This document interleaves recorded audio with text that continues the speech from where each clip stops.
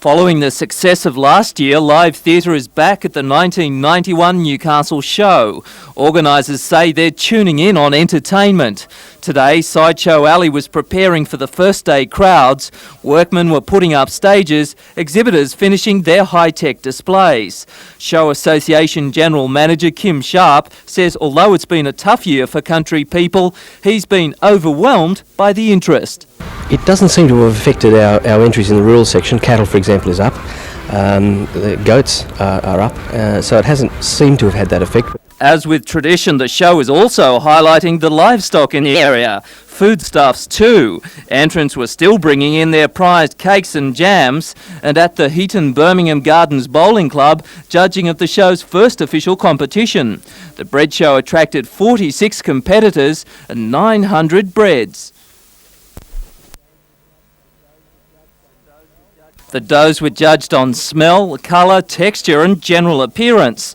The overall winners, however, were club patrons. With the judging finished, they could take their pick of some of the finest breads in the state.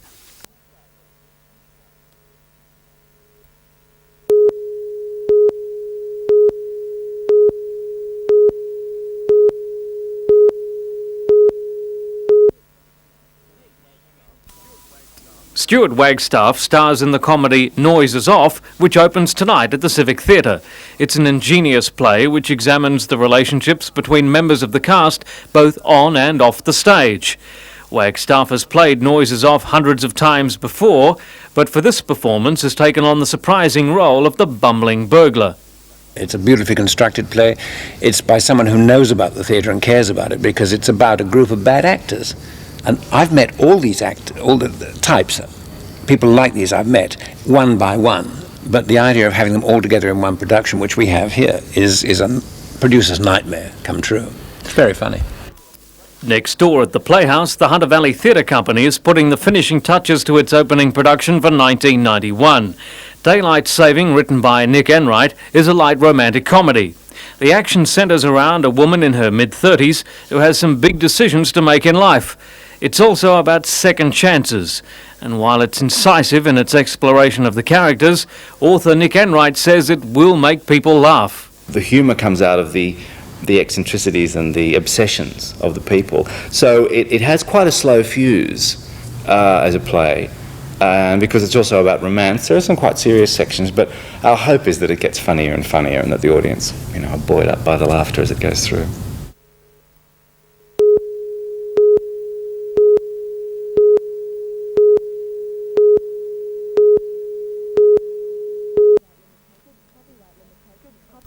Strict copyright limitations have been placed on the film, which means it can only be shown with a disclaimer which disassociates the ACTU from it. NBN was not free to use parts of the film for the purposes of a news story. The ACTU claims Amongst Equals wallows in sensational footage, does not suitably represent the accord, and it completely ignores union amalgamations. The ACTU says the film reinforces the worst stereotypes and prejudices about working people and their unions, and the ACTU is not prepared to put its name to a film which does not fully or properly document our history. The Newcastle Trades Hall Council believes union members have a right to decide for themselves. We don't think that you can be selective in looking at the history of a movement like the trade union movement, so that we believe that the people of today, the trade unions today, and other people have a right, have an entitlement to look at that made the movement based on its history. If the trade union movement wanted something narrower, something that was going to be a public relations exercise, then perhaps what they should have done was employ a public relations consultant. It will be screened at the Workers' Club tomorrow night.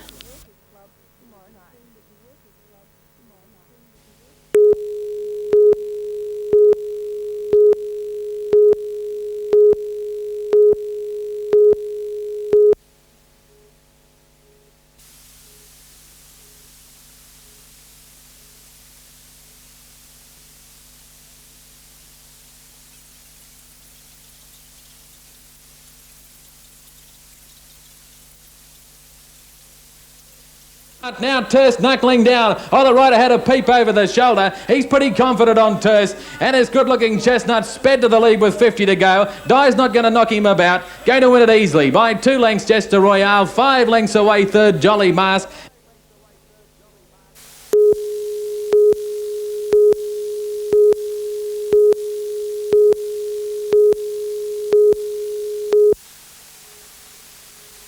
This morning's meeting was called for drivers to hear the latest on their long-running dispute over rest breaks now being heard in the Industrial Commission. Members were incensed today. There was a strong possibility at one stage of the meeting they were not going to return to work. Contrary to the advice of the officials present, they decided not to collect fares this afternoon. They are angry about a state transit report which says stress amongst bus drivers could be due to working conditions or to the fact that Newcastle employees have a heightened awareness of their right to claim compensation for stress and anxiety. We are firmly of the opinion that state transit is trying to provoke us into some sort of wildcat disruptive action to try and divert attention away from the real dispute. But we're not going to be diverted away from it, and that report was just another example of it. The drivers are also unhappy about the progress of negotiations through the Arbitration Commission, which resume next Wednesday.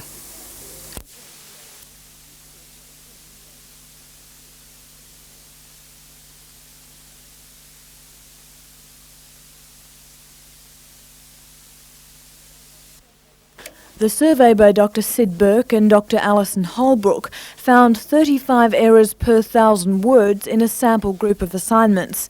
The worst offenders are studying law and economics, and problems with spelling, punctuation, sentence construction and vocabulary are so pronounced they can hinder their chances of success. When their essays and other assignments are marked, clearly they're not given as high a mark as the ones which are well expressed, even though some of their ideas may be just as good. The factors behind the result lie in the larger proportion of school leavers going on to tertiary study, and uni students are no longer just those with the top HSC scores. Universities are now taking a much higher proportion of an age group than they were some years back, and so when people talk about these standards being lower than they remember them, they're probably right in the sense, but mainly because we're simply taking more students than previously. Dr Burke also believes first-year students face entirely new academic demands at university and often don't have the basic skills to cope. It's now hoped a support program can be set up to identify those with problems and to find the best way to help them improve their English, their assignments and the standard of their education.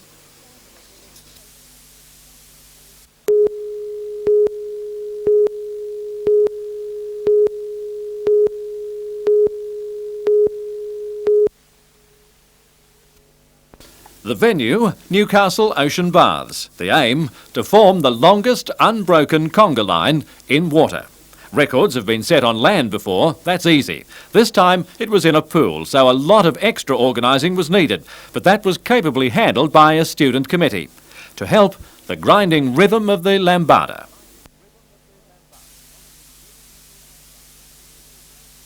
We believe that by getting them involved in a conga chain as this, we're getting them to build a bit of group spirit, morale, something we need, with Year 12 students. We only have them for 2 years, and this is just one way of getting everybody in together, having a bit of fun. The original target was 400, but the overcast day and cooler conditions pulled the count up at 336. But no one even attempted to total up the goosebumps. We'll send them to the Guinness Book of Records people in London, and we'll just ask whether it could be included as a new record. So really, being a new record, you didn't have anything to beat? No, I don't think anyone was silly enough to do it in a swimming pool.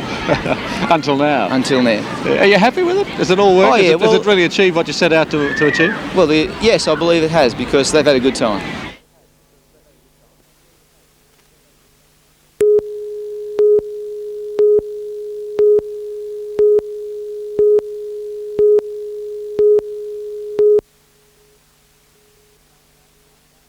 The flags were flying at the Newcastle show. Day 2 may have been low on numbers, but high on entertainment. In the hack events, a performance of pure elegance. Every move scrutinised by the judges. Dairy cattle were exhibited. Farmer Danny Cope from Glendonbrook near Gresford won the champion Ayrshire breed. Danny says he competes at all the local shows. This is sort of like a hobby. Some people play cricket, but this is my hobby. It's something I enjoy, breeding cows and bringing to shows, and having this cow finish up the way she has today. More than 20 local schools are putting their musical talents to the test, performing in jazz, classical and popular styles. In the main ring, students are also testing the cattle in a judging competition for cattle judges. Singleton High won the event, picking the finer points of the young steers. Also on judging duty, Miss Showgirl Natasha Hobson. The Valentine University student is doing a crash course in rural studies. I thought I just have to stand and look pretty and sash people and things like that. So, but it's come to greater expectations. It's incredible. Learning is wonderful, especially with everything like this. In a step back in time, horsemen showed how wars were waged before tanks and jet fighters. While it may not be quite as high-tech, the final result is the same. The busy show's schedule continues tonight with its knockout, fireworks and the Flying Lotus Trapeze Act.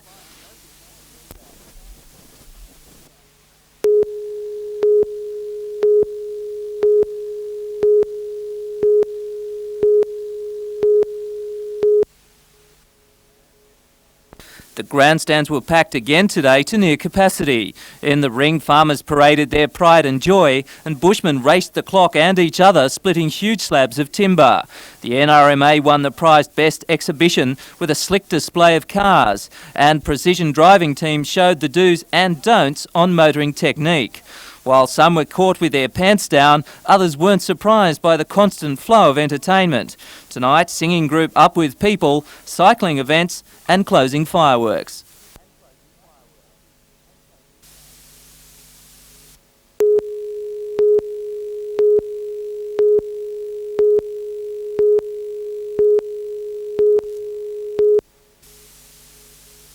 It may have been a dark year for the Falcons in 1990, but a black strip may mean a tough new attitude for the side this season. Michael Johnson, the backbone of the attack for so many years, was in form once again and landed some long bombs. Jerry Everett is back in the fold and he's lost none of his touch, hitting a game-high 35 against the Hawks. Chuck Harmison was a tireless worker for Illawarra and worried the Falcons under the basket. With under a minute to go in the match, Harmison made a bucket and there was only 2 points in the match. But the Falcons steadied with Harvey and Everett getting them home by 6 points.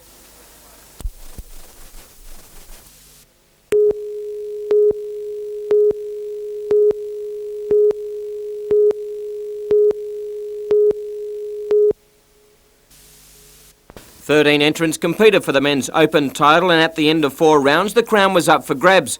The surprise leader was Keith Joseph of Cabarita with a total of 168.30 points. And he was just shading Gary Stretton of Central Newcastle on 160.65.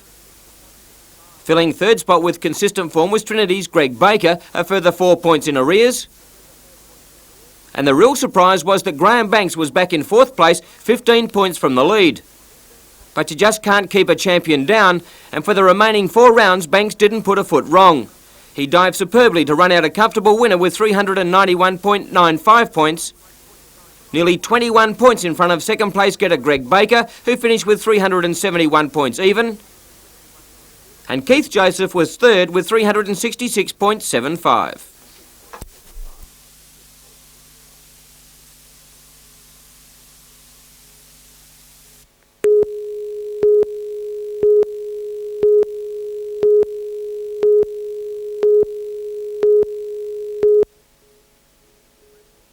Conditions were much more consistent than they were yesterday, and to test sailing capabilities of the 16-foot skiffs, a couple of celebrities more comfortable on terra firma.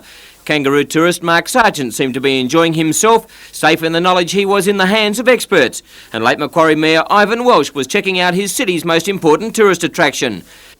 In the Group A semi-final, Chesty Bond Tuyui, skippered by Trevor Barnabas, was too good for the opposition and won his way straight through to the grand final, while Luxury Afloat, skippered by Graham McKellen and FGI Cleggersill, were relegated to the final and would have to do it the hard way. In Group B, Real Trans, with Gary Phillips at the helm, went on to record a fine win and a place in the decider, while Diane and Clearview had to fight out the final. Belmont skipper Michael Law sailed brilliantly to win the final and earn a place in the grand final, along with FGI Cleggercell, who finished second. The grand final was sailed over 3 heats, and a points table decided the Bundaberg Australian 16-foot skiff sprint champion for 1991. As he had done for most of the weekend, Gary Phillips skippered Real Trans superbly, and he was able to take the title with 230 points from Chestybon Tuyui with 190. In third place was FGI Cleggercell on 100, and Diane was fourth with 80 points.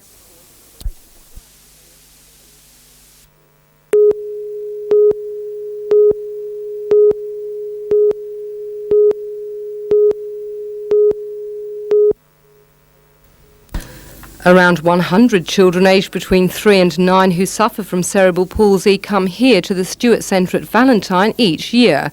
The aim is to help integrate them into the school system. But today was special for the pupils. Miss Australia was here to meet them as part of her year-long round of engagements for the Spastic Centres of Australia. Keen to have a chat was 9-year-old Merriweather boy David Fay, but that simple act of friendship was no easy task. Though David understands all that is said to him, he is unable to reply. But thanks to this $60,000 touch talker, he was able to get his message across. Thursday. As you saw, David was communicating clearly with all of us, and he'd worked over that for a period of approximately 12 months, and as a computer he worked on that, programmed what he would like to say, and he also works on his spelling and sentence structures, so that's part of his schooling here. Later this week in Newcastle, Helena will launch the quest for a new Miss Australia. One of the most important things is community awareness about the quest and about the centres and people with cerebral palsy. Even over just the past 2 weeks that I've been travelling and involved with different community groups and committees, there seems to be a lack of understanding about what the quest is about. It's about public awareness and fundraising. It's hoped that $100,000 will be raised to help children like David lead a normal life. Rebecca Skinner, NBN News.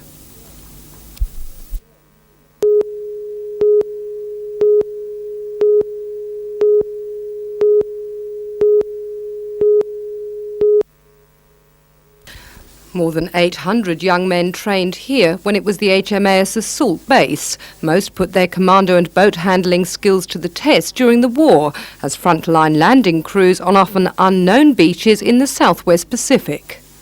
I would like to think that you people can stand proud and remember that it is not a dead and gone memorial, it's a living memorial, and all those skills and doctrines that you developed are still alive today. And today, 120 of those men return to base. Though the buildings are long gone, the memories live on. It's brought a lot of us chaps together after almost 50 years.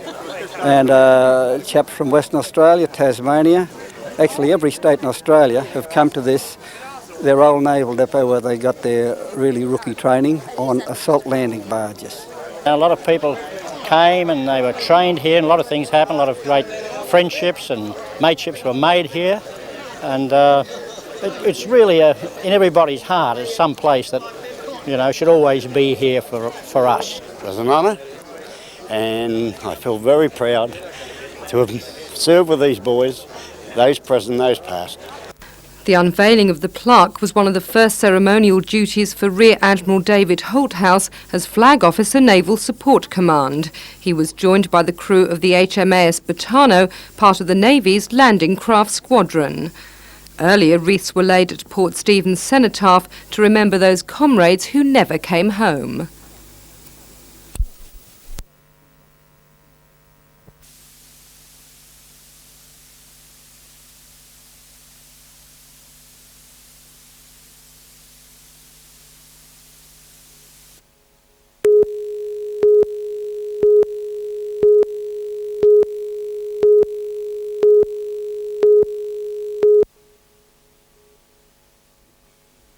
Witness your tax dollars at work, about 80,000 of them. The project is called An Opera House for Bungaroo, a video designed to explain the intricacies of the prescribed payment system. It's been law since 1983, but apparently some people still haven't come to grips with it.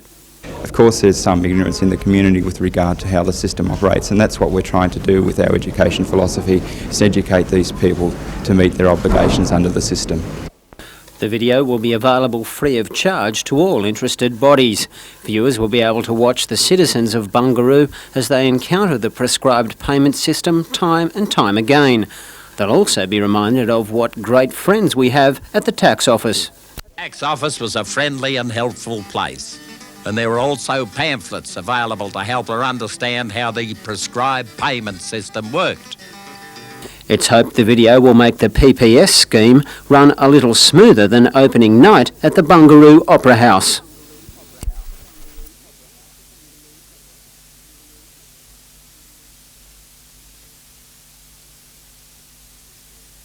We feel it's an efficient means to allow these people to have tax remitted on their behalf to offset their tax liability, certainly.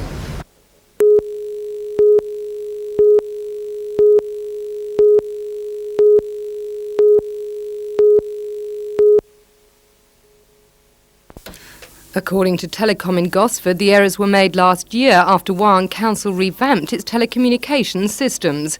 They were charged for facilities they did not have. Telecom says it was a simple case of human error. We do thousands of transactions a day, about 1,400 bills per day from Central Coast, and the mistakes just have to happen. It's unavoidable, unfortunately. But this just isn't good enough, according to Wyong Councillor Clem Payne, who is also chairman of a working party set up to review telecom charges. He says the council was overcharged by just under $50,000, and that reflects inefficiency and gross incompetence. He has called on the government to set up an independent review of all telecom operations. This throws into question the accuracy of all of Telecom's charges, and it's very timely that we have a review, because whilst Telecom may be a public monopoly, I believe that it is still accountable to the public, and we need to serve the public interest. He fears other businesses may also have been overcharged. Medium to large businesses are very uneasy about the accuracy of their telecom bills, and I would suggest that a number in the Hunter might well be looking at their own telecom bills as well, particularly those that have more than one establishment and use tie lines, daytel lines and other forms of telecommunications for their business enterprises. And that's not something that Telecom denies. So what you're saying is that all over the country, mistakes are being made, and unless people can double check themselves, then these mistakes will go undetected. Could be. I mean, it's like any other organisation. For computer programming, once you put something in the computer can only print out what the operator puts in. Now, if the operator makes an initial error, then it can remain undetected for some time until another transaction happens and the error is detected.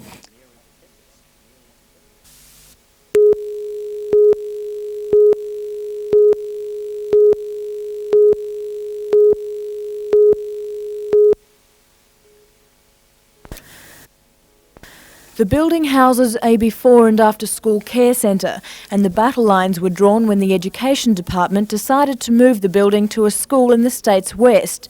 Parents were unhappy with the alternative, a room in the school's nearby Assembly Hall.